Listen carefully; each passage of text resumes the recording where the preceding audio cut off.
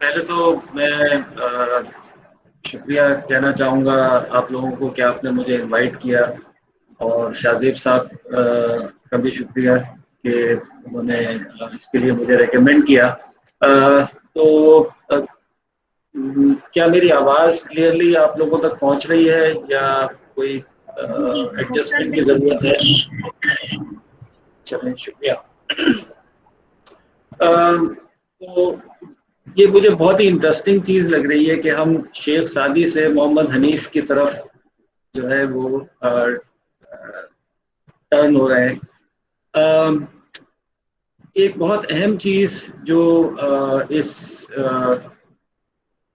Contrast سے سامنے آ رہی ہے، اس کے بارے میں بات بھی کروں گا بعد میں، وہ یہ ہے کہ کون سے کانٹیکسٹ سے آپ کا جو لٹریری ورک ہے وہ کس کانٹیکسٹ سے جڑا ہوا ہے اور کس ٹریڈیشن میں ایمبیڈڈ ہے۔ شیخ سعدی کی حکایات جب ہم پڑھتے ہیں تو ہم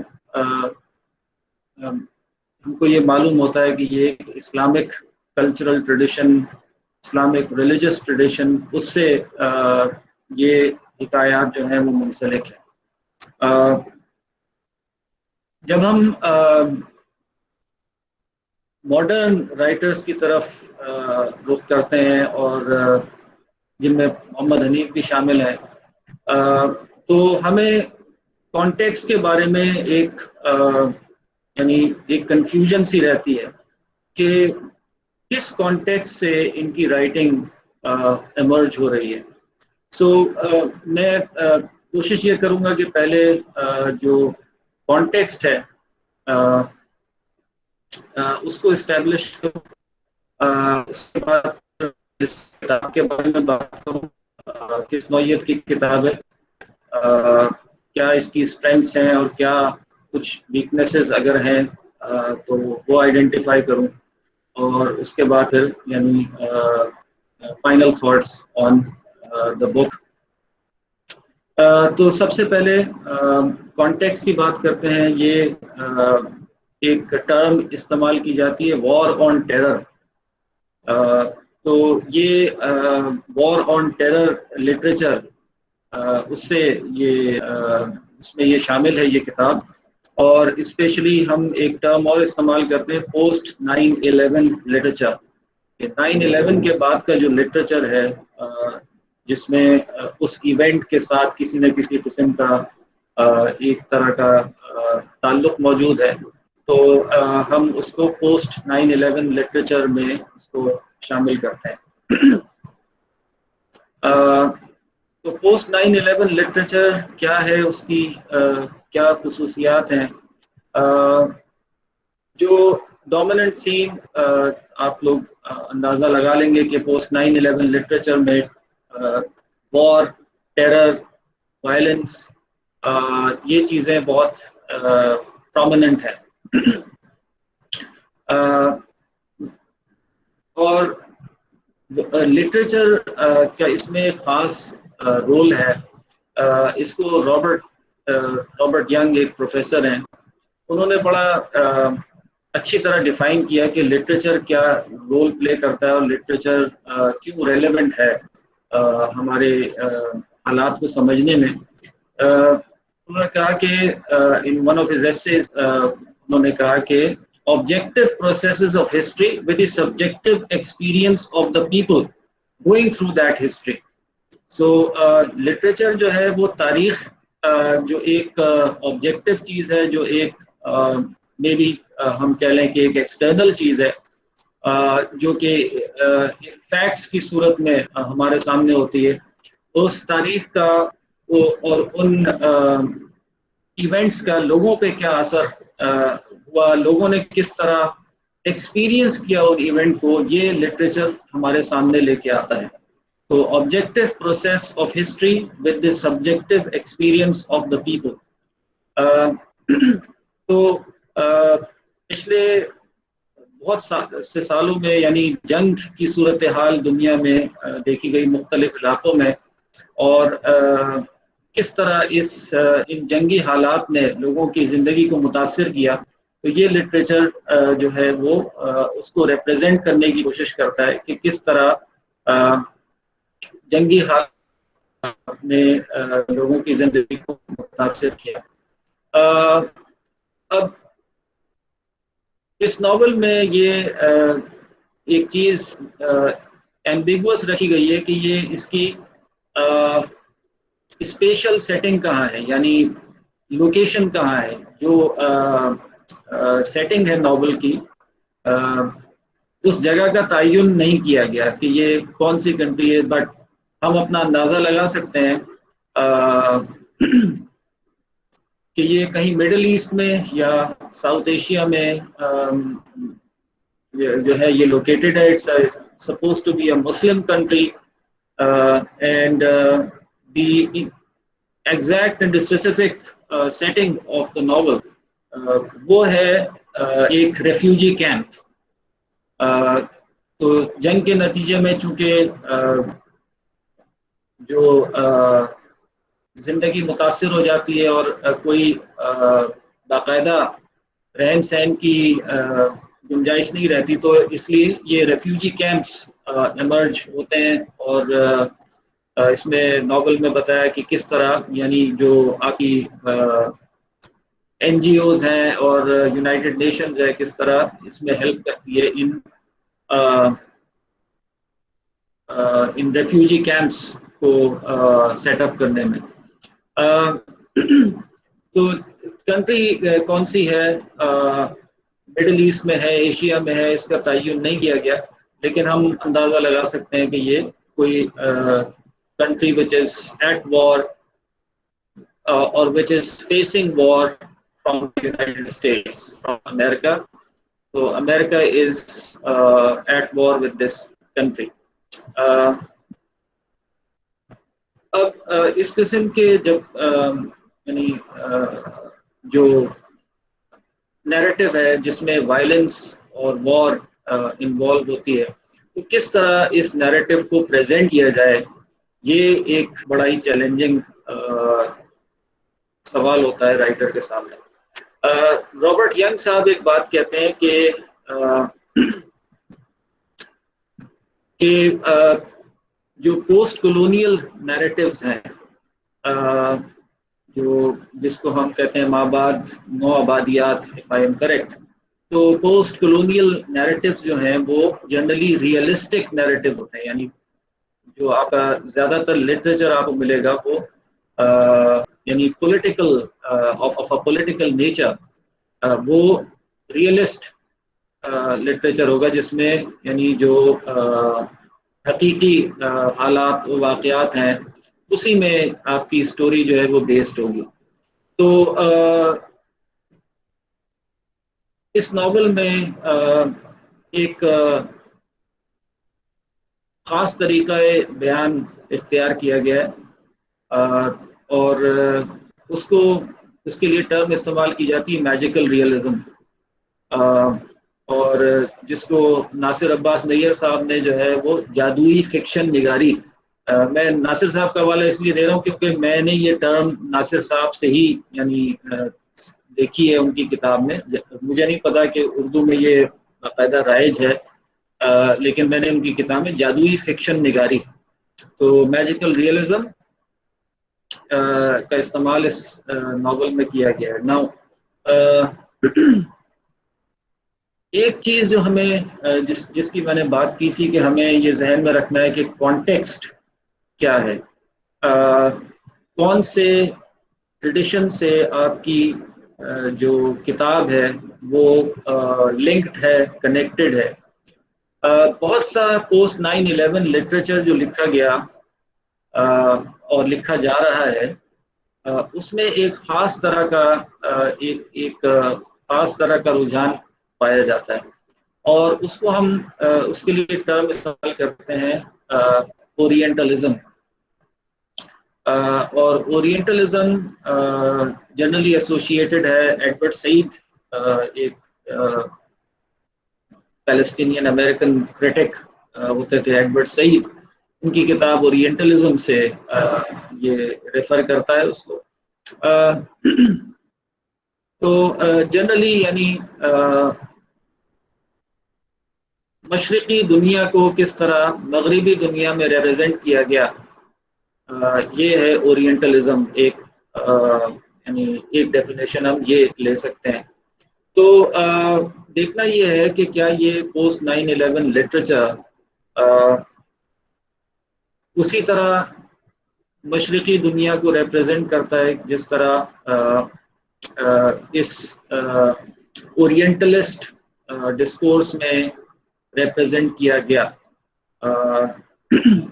یعنی ایک طرح کا biased approach toward the east, toward the eastern world. تو وہ بائسڈ متعصب ریپرزنٹیشن ہے یا کسی اور طرح کی ریپرزنٹیشن ہمیں ملتی ہے مشرقی دنیا کی. تو یہ ہے وہ کانٹیکسٹ جس میں اس کتاب کو پلیس کرتا ہوں، یعنی in the post 9/11 literature context with this concern about Orientalism, whether this book, what kind of relation this book has with Orientalism. تو بریفلی کتاب کی بات ہو جائے، یہ 2018 میں پبلش ہوئی اور بہت ہائیلی ریٹڈ آتھر ہیں محمد حنیف. اگر آپ ان کے بارے میں نہیں جانتے تو let me just read out a few things about ہم. محمد حنیف صاحب اکاڑا پاکستان میں پیدا ہوئے اور گریجویٹ انہوں نے کیا Pakistan air force academy as pilot officer. So by training he is a fighter pilot.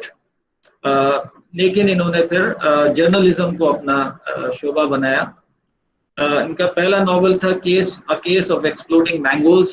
کافی مشہور ہوا یہ ناول، اسپیشلی جب اس کی ٹرانسلیشن ہوئی تو وہ بین ہو گئی ٹرانسلیشن. تو اس سے ظاہر ہوتا ہے کہ یہ ایک یعنی کنٹروورسیل سی فگر ان کی بن گئی ہے محمد حنیف کی. اور کافی سارے پرائزز وغیرہ ان کو مل بھی چکے ہیں. دوسرا ان کا ناول تھا our lady of Alice Bhatti which concerns the life, the experience of the minorities in Pakistan, especially the Christian minority. اس کے بعد انہوں نے کچھ اور بھی چیزیں لکھی ہیں اور یہ regularly New York Times, B B C Urdu, B B C Punjabi کے لیے یہ لکھتے رہتے ہیں. تو ادبی جو اسپیشلی انگلش اینگلوفون اور ریڈنگ سرکلز ہیں اس میں یہ بہت معروف نام ہے محمد حنیف کا. کتاب ان کی ریڈ برڈز جو ہے ایک کتاب، اس کی ڈسکرپشن انہوں نے بتائی ہوئی ہے کہ American pilot crash lands in the desert and refuge in the very camp he was supposed to bomb. تو یہ اس میں کا استعمال بہت زیادہ ہے. کتاب جو ہے اس کے یہ 3 پارٹس میں ڈیوائیڈڈ ہے. پہلا جو پارٹ ہے وہ ہے ان دا ڈیزرٹ، صحرا میں ڈیزرٹ. اور ونس اگین یعنی یہ نہیں بتایا کہ یہ صحرا کہاں واقع ہے، اسپیسیفکلی ایگزیکٹلی کہاں واقع ہے. اور دوسرا پارٹ ہے in the camp, refugee camp. And the third part is toward the hangar. So there are, اس میں یعنی 3 سیٹنگز ہیں، 3 جگہ ہیں جہاں پہ یہ اسٹوری ڈیولپ ہوتی ہے. صحرا اور ریفیوجی کیمپ اور the American military base which is called the hangar. اور پلاٹ اسٹوری کا اس طرح ہے کہ ایک فیملی ہے. ونس اگین یہ کس کلچر کو بلونگ کرتے ہیں، یعنی کس نیشن کو بلونگ کرتے ہیں یہ نہیں بتایا انہوں نے. اور جو assumptions ہم لے سکتے ہیں کہ یہ یا تو عرب ہیں یا افغان ہیں، دونوں کسی نہ کسی جگہ پہ challenge within the text the writer has the narrator has challenged کہ یہ نہ تو افغانستان ہے نہ مڈل ایسٹ ہے، تو یہ کیا کون سی جگہ ہے یہ ہم کلیئرلی آئیڈینٹیفائی نہیں کر سکتے. تو یہ ایک فیملی ہے جو ریفیوجی کیمپ میں رہتی ہے، اور اس فیملی کا اسٹرکچر یہ دیر از یعنی mother father, there are parents, there is a teenage boy and they have a dog, pet dog. تو جو مین ایونٹ ہے اس ناول میں، جو سمجھ لیں کہ اس اسٹوری کو کمپیل کرتا ہے، موو کرتا ہے، وہ ہے disappearance of the brother of this young boy. تو دو بیٹے ہیں اس فیملی میں اور دو لڑکے ہیں، اور ایک لڑکا جو ہے وہ ڈس اپیئر ہو جاتا ہے. اور ڈس اپیئر ہونے کے پیچھے جو واقعہ ہے وہ یہ ہے کہ امریکن جو ملٹری بیس ہے اس میں اس کو جاب مل جاتی ہے. یعنی اپیرنٹلی فادر جو ہے وہ یہ کہتے ہیں کہ اس کو ایک جاب مل رہی ہے اس ملٹری بیس میں. تو وہاں جانے کے بعد اس لڑکے کا کچھ نہیں پتا چلتا یہ کہاں گیا اور کبھی واپس آئے گا، کبھی فیملی سے ملے گا یا نہیں. تو ایک مسٹری جو ہے وہ سراؤنڈ کر رہی ہے اراؤنڈ دس ڈس اپیئرڈ. اور یہ جو چھوٹا بھائی ہے اس کی زندگی کا بڑا مقصد ہے کہ وہ کسی طرح اپنے بھائی کو واپس لے آئے، اور اس نے کریٹو انرجی اسی میں لگائی ہوئی ہے کہ کسی طرح وہ اتنی دولت جمع یعنی جو بھی اسباب ضروری ہیں وہ اختیار کر لے تاکہ وہ اپنے بھائی کو واپس آ سکے. تو واقعہ یہ ہوتا ہے کہ ایک امریکن پائلٹ جو ہے اس کا جہاز کریش ہو جاتا ہے اور وہ جو ہے وہ صحرا میں گرتا ہے، اور پھر یہ لڑکا اس کو ڈسکور کرتا ہے اور اس کو اپنے گھر لے آتا ہے. اور اس کے بعد پھر یہی یہ لڑکا یہ سوچتا ہے کہ اس امریکن پائلٹ کے تھرو جو ہے وہ اپنے بھائی تک پہنچ سکتا ہے، امریکن ملٹری بیس میں انفلٹریٹ کر کے کسی طرح انٹر کے اپنے بھائی کو واپس لا سکتا ہے.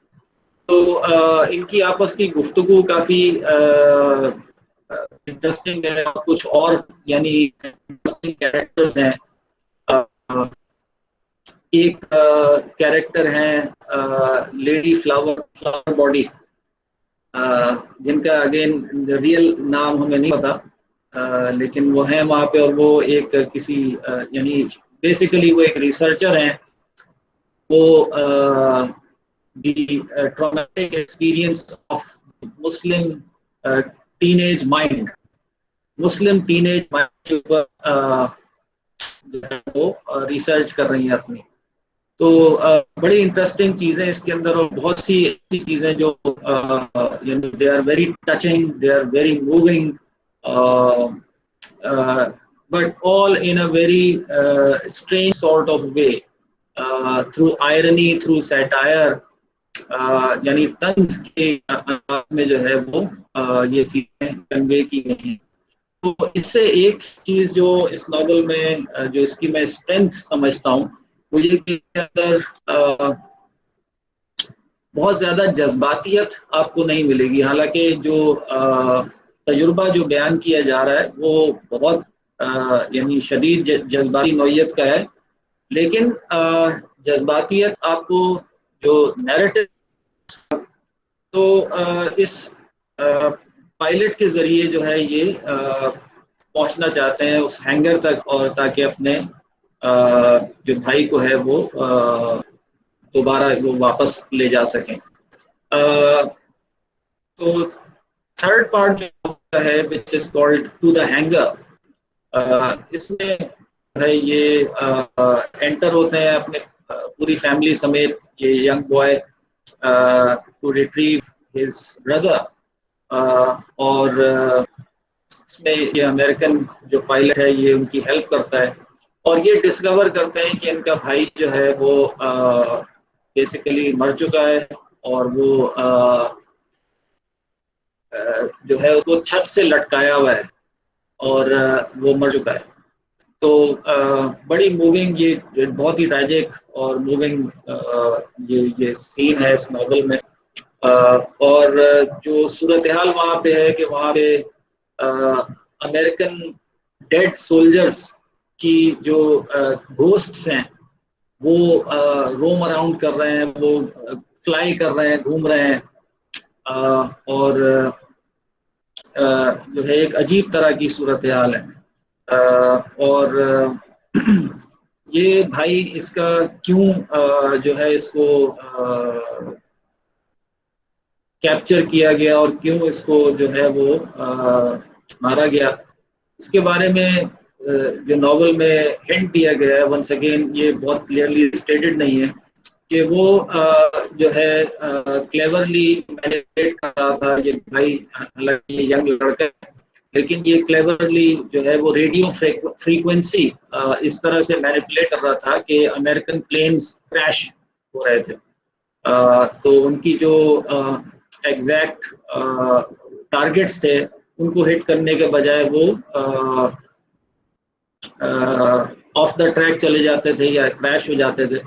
تو یہ سب یہ ینگ لڑکا اپنے ایک بالکل ہی معمولی قسم کے ریڈیو کے ذریعے سے یہ کام کر رہا تھا، تو یہ امریکنز اس کو گرفتار پکڑ لیتے ہیں، اور اس کے بعد پھر وہ یقین کرتے ہوں گے، اس کے بعد وہ مر جاتا ہے۔ تو دس از دا پلاٹ ان بریف۔ اب یہ جہاں ہم بات کریں کہ اس ناول میں جو آؤٹ لک ہے اور کیا ایسی ویلیوز ہیں جو افرم کی گئی ہیں۔ سر ہم نے ایک آیات سعدی میں دیکھا کہ کچھ اخلاقی، روحانی اور کلچرل ویلیوز کو افرم کیا گیا، انڈورس کیا گیا، اور ایمفیسائز کیا گیا۔ تو اس ناول میں کون سی ایسی ویلیوز ہیں جو کہ افرم کی گئی ہیں؟ تو پہلی بات یہ ہے کہ یہ ایک بہت ہی مختلف کتاب ہے، حکایت سعدی سے اس کا کوئی کمپیریزن نہیں ہے، لیکن میں یہ اس اینگل سے دیکھ رہا ہوں کہ بہت ہی یعنی جہاں شیخ سعدی کا ایک بہت ہی اپ لفٹنگ ہمارے لیے ان کا کام ہمارے لیے ایک اپ لفٹنگ ہے، موٹیویٹنگ ہے۔ ہم اچھی باتیں اور اچھی باتوں پہ یقین کرنا سیکھتے ہیں، کہ دنیا میں اچھے کام کیے جا سکتے ہیں، کرنے چاہیے، اور کس طرح کیے جا سکتے ہیں یہ سب ہم سیکھتے ہیں۔ لیکن اور یہ 21 سینچری میں یہ ناول لکھا گیا، تو یہاں پہ جو جنرل آؤٹ لک ہے اباؤٹ لائف، یعنی زندگی کے بارے میں ہمارا جو نظریہ بن گیا ہے وہ بہت ہی نیگیٹو اور بہت ہی، جس کو ہم ایک ٹرم استعمال کرتے ہیں سینیکل، یعنی sceptical cynical kind of attitude. تو کسی آئیڈیالوجی پہ ہم یقین نہیں رکھتے، ہمارے نزدیک یہ سارے پولیٹیکل گیمکس ہیں جو ہمارے ساتھ کیے جاتے ہیں، کبھی کسی بات پہ کسی لائن پہ لگا دیا، کسی سلوگن کے پیچھے ہمیں چلا دیا، تو کسی چیز میں بھی سچائی اور حقیقت جو ہے وہ نہیں ہے۔ تو یہ اس دنیا میں اس وقت یعنی جو جنرلی انٹلیکچول جو رویہ ہے وہ سینیکل رویہ ہے، اور اس دنیا میں بہرحال ہمیں رہنا ہے، جب تک ہمیں رہنا ہے کسی نہ کسی پازیٹیو ویلیو کی ہمیں تلاش رہے گی۔ تو وہ کون سی چیز ہے جس کو ہم افرم کر سکتے ہیں، جس کو ہم انڈورس کر سکتے ہیں، جس کو ہم ایون پروپیگیٹ کر سکتے ہیں؟ اس ناول میں جو انسانی رشتے ہیں، اسپیشلی پیرنٹ چائلڈ ریلیشن شپ، برادر برادر ریلیشن شپ، اس میں افرم یہی انسانی تعلق کہ جو کسی کے لیے محبت اور رکھتا ہے، بس یہی ایک جو ہے وہ واحد انسان کے لیے چیز ہے اس دنیا میں، اور اس کے علاوہ دنیا میں صرف اور صرف جو ہے وہ وائلنس اور جھوٹ، ڈیسیپشن، یہ ساری چیزیں. تو اس حوالے سے یعنی یہ ایک آؤٹ لک ہے جو کہ بہت کامن ہے ہمارے یہاں. ہمارے یہاں سے مراد یعنی دنیا میں اس وقت بہت کامن یہ آؤٹ لک موجود ہے، اسپیشلی جو انٹلیکچوئل یعنی ادبی طبقہ آپ کو ملے گا، اس میں یہ ایٹیچیوڈ بہت شدید طور پہ پایا جائے گا کہ ہم ہمارے پاس کوئی ویلیوز باقی نہیں رہ گئیں جو کہ زندگی کے عملی تجربے کے ساتھ تعلق رکھتی ہیں. عملی تجربہ اس قدر یعنی متضاد ہے ان ویلیوز کے جو ہمیں پڑھائی جاتی ہیں کہ ہم یعنی ان ویلیوز کو بالکل گزرے زمانے کی جو ہے وہ سمجھ سکتے ہیں، لیکن اس دور میں ان ویلیوز کا کوئی پلیس نہیں ہے.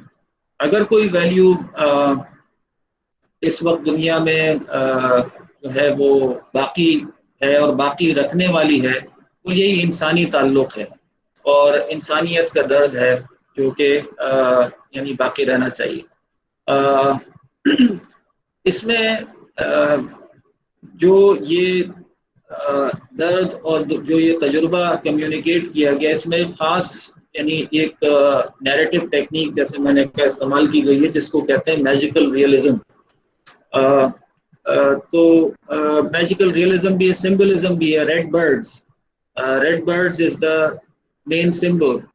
So what are these red birds? Let me read out a passage from the book اور دیکھتے ہیں کہ یہ ریڈ برڈز کے سمبل سے کیا مراد ہے.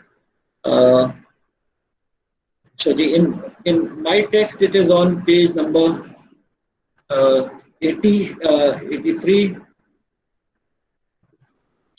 In fact, it is chapter 10, in which part 1, chapter 10, in which the red birds are mentioned.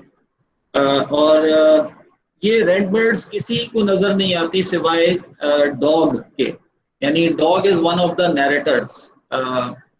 3 narrators ہیں اس مینلی 3 نیریٹرز ہیں.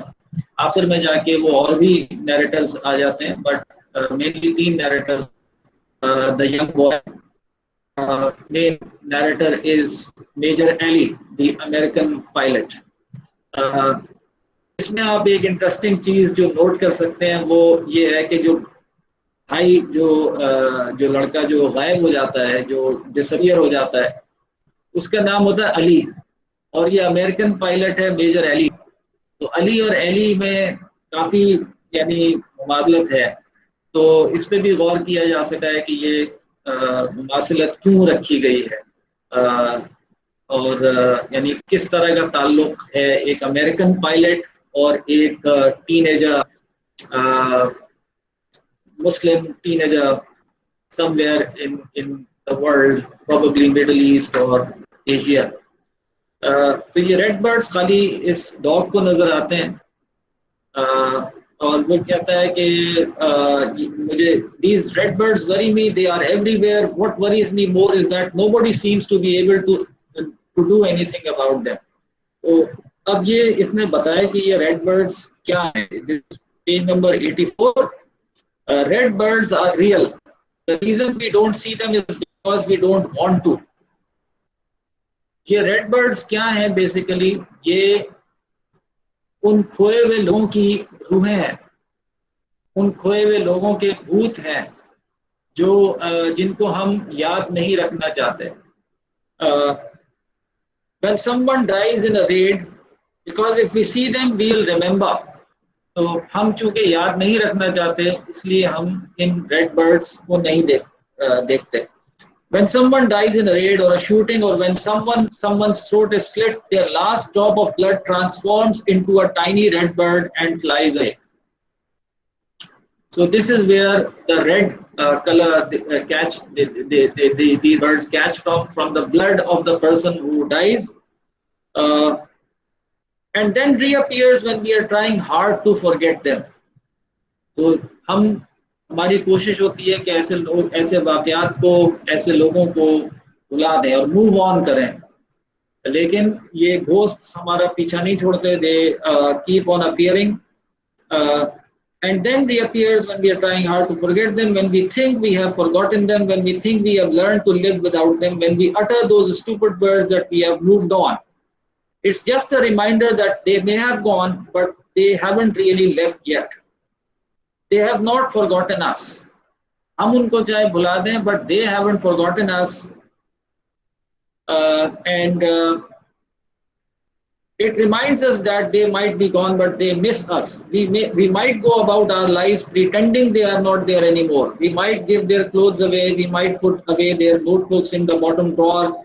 We might insist on remembering only the clever and funny things they said and plaster a permanently youthful smile on their faces. But all we need to do is to look up, and there they are. So this is the main symbol in the novel, the red birds. और ये red birds क्या हैं? उन लोगों की रूहें, उन लोगों के घोस्ट्स हैं जो इस दुनिया से वायलेंटली, जिनको इस दुनिया से निकाल दिया गया, लेकिन वो हॉन्ट करते रहते हैं. So this is the central symbol in the story. एक चीज जो मुझे थोड़ा सा यानी मोहम्मद हनीफ की राइटिंग में मुझे एक प्रॉब्लम नजर आता है, वो ये है कि कुछ चीजें मुझे ऐसा लगता है जैसे गैर ज़रूरी तौर पे जो है वो स्टेट की गई और गैर ज़रूरी तौर पे उनको शामिल किया गया, और उसके बगैर ये नॉवल जो है वो बहुत बेहतर हो सकता था. उसमें कई चीज़ें यानी ऑलमोस्ट बॉर्डरिंग ऑन ब्लास्फेमी, यानी अगर वो आउटराइटली अगर ब्लास्फेमस नहीं तो कम से कम जो है वो ऑफेंसिव ज़रूर होती हैं. तो इसलिए मुझे महसूस ये होता है कि उनकी कोई ज़रूरत नहीं है वहाँ पे. मुझे इससे देखें, लिटरेचर में जहाँ एक कैरेक्टर कोई बात कर रहा है तो हमें ये देखना है कि उस कैरेक्टर की स्पीच में क्या है. तो हम ये नहीं कह सकते कि ये राइटर के व्यूज़ हैं, लेकिन उस कैरेक्टर के व्यूज़ हैं. तो मुझे बाज़ दफ़ा महसूस होता है कि उस कैरेक्टर को इस लाइन ऑफ थिंकिंग में ज़रूरत नहीं थी जाने की, लेकिन वो गया. अच्छा, दूसरी चीज़ जो मुझे थोड़ी सी ऑफ पुटिंग लगी ये कि जो एटीट्यूड है toward the native culture, the local culture. तो एक चीज़ जो इसमें कही इन्होंने कि जो है वो this country is a country of thieves. ये मुल्क जो है वो चोरों का मुल्क है. जो भी मुल्क उन्होंने बताया कि ये सोसाइटी जो है वो चोरों की सोसाइटी है, और यहाँ ये कहा कि everybody is a thief. And what is said in the novel is that theft is not only accepted but expected. यहाँ पे सिर्फ यही नहीं है कि एक्सेप्टेंस है, बल्कि एक्सपेक्टेशन भी है. तो इतना नेगेटिव हो जाना जो है वो जबकि कोई पॉजिटिव अफर्मेटिव चीज़ ना हो सिवाय इसके कि जो मैंने बताया कि इंसानियत का दर्द है वो मौजूद है. तो ये चीज़ मुझे थोड़ी सी ऑफ पुटिंग लगती है इनकी राइटिंग में. But nevertheless the style, the technique used, it's really impressive اور اس موڈ آف رائٹنگ جس کو ہم میجیکل ریئلزم کہتے ہیں، ایبسرڈسٹ کہتے ہیں، پوسٹ ماڈرنسٹ کہتے ہیں، اس میں یہ بڑا کمال رکھتے ہیں محمد حنیف جو ہے وہ یعنی stylistically is probably one of the best in Pakistani Anglophone writing. تو مجموعی طور پہ میں سمجھتا ہوں کہ یہ کتاب بڑی اہم کتاب ہے ان دا سینس کہ یہ ایک کنٹریبیوشن ہے. دیکھیں وار اس وقت یعنی دنیا میں جنگ اگر نہیں بھی ہو رہی تو جنگ کے بادل چھائے رہتے ہیں.